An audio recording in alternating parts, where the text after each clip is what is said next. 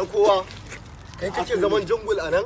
A to ya ba zan ba. Baka san sabon kwamishinan da aka kawo Muhammad Wakili ba sai kwashe mutane yake? Ha ba da Allah. Na kowa.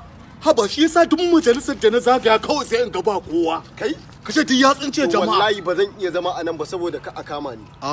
Gaskiya to ni kaina nan wallahi daga rashin.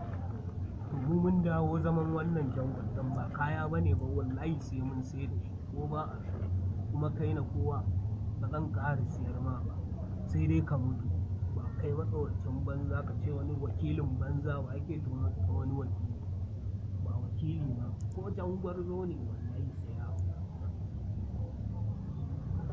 ni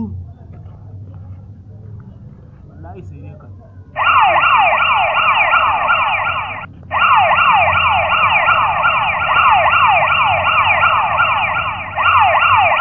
ha ha ha